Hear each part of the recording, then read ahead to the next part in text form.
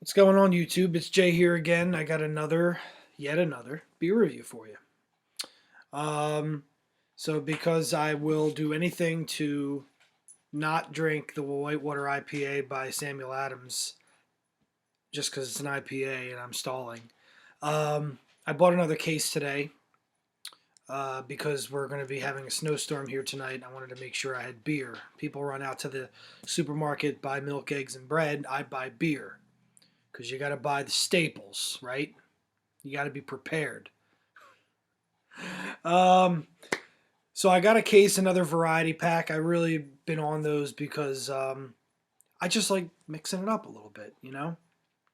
And I feel like when you buy a case of one kind of beer, you kind of get sick of it towards the end of the case, and you're just trying to ride it out, you know. So this way, it keeps you on your toes.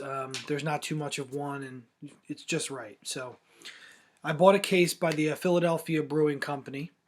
Philadelphia Brewing Company is from obviously Philadelphia. It's another local brewery, and I have to admit to not being as familiar with them as I am some of the other local breweries like Trogs and Victory and Yards.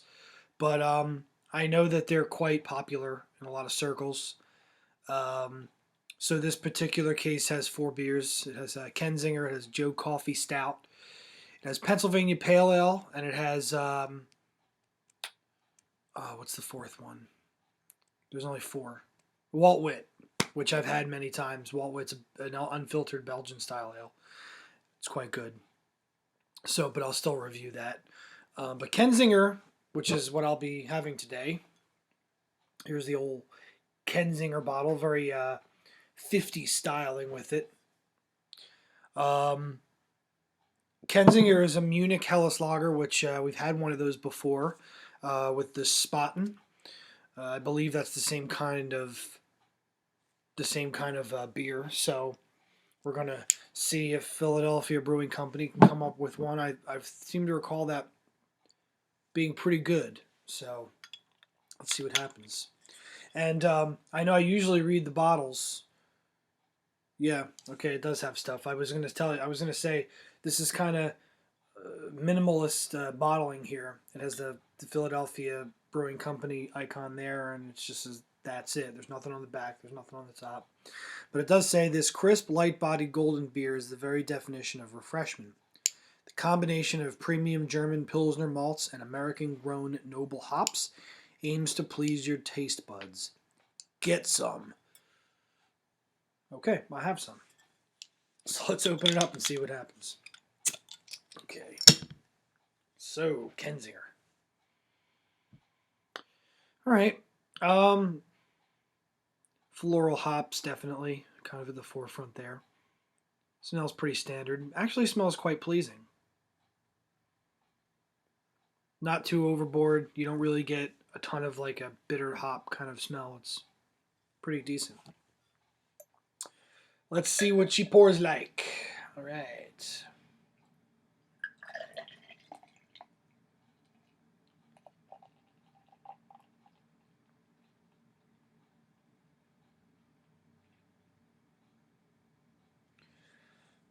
Decent pour. Rice Krispies.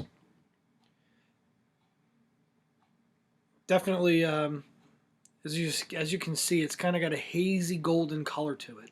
Not quite see through, but definitely not like a wheat beer or whatever, or like a stout. You can't see through it. It's somewhat clear.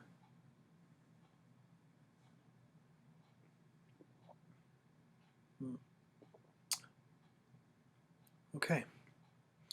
Well, it's definitely more bitter than it lets on when you smell it. It's kind of a surprisingly bitter.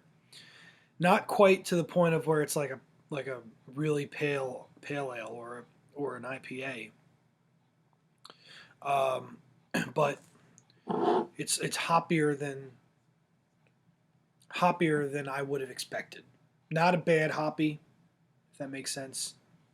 Just not as hoppy as I would have expected it to be. From a taste standpoint, the hops kind of overpower everything, and there's a long burn on the aftertaste, almost like an IPA. Oh, no. It's not. It's hard to explain because it's definitely not as biting as an IPA would normally be, but it just lasts. It lingers too long. It almost tastes, and it's definitely it's fresh. I know it tastes fresh. It tastes nice and it's nice and cold. It's nice and fresh. So there's no issues with skunkiness or anything like that. But I don't know. It's hard for me to garner any of the other kind of flavors because the hops are kind of taking over everything.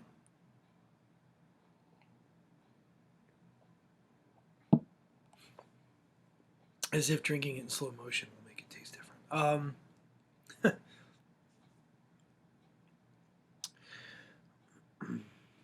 It's pretty standard. I mean, it's not. There's nothing to really crazy or different that I'm really tasting about it. To be honest with you, it's it's a pretty standard beer. Now, Beer Advocate rates Kenzinger. The Bros have never had it, but the community rated it 78, which is okay. A couple of the people, let's see, moderate aromas of biscuit malts with some light notes of citrus, lemon, and grainy sweetness. Okay, biscuit malts? I don't know what the hell they. Never heard of biscuit malts before.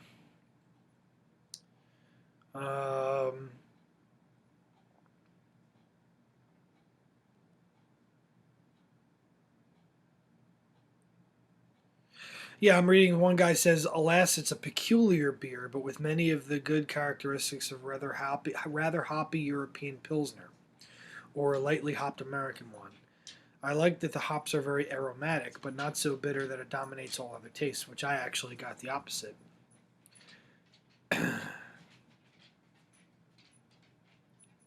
Yeah, I mean, I'm kind of in agreement. It's kind of hard to pin down, um, for me anyway. It's a bit. Do I like it? Is it something that I would go out of my way to buy a case of? No. Is it something that I can drink if I look at a draft list and it's the only one out there that I've had before and the other ones are kind of too weird for me? Absolutely. So it's not terrible and it's not great. So I'll go ahead and I will rate this. We'll rate it 3 stars out of 5. I feel like there are some people who would probably rate this higher, and there are probably some people that would rate it lower. It's really a taste.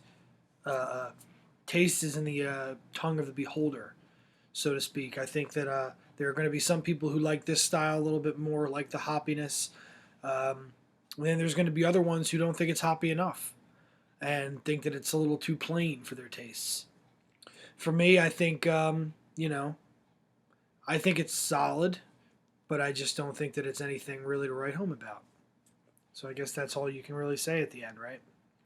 So thanks for watching. I got the other 4, and I will review the Sam Adams Whitewater IPA next. I promise. I'll just get it out of the way. If I don't like it, I'll throw the rest of them out. All right.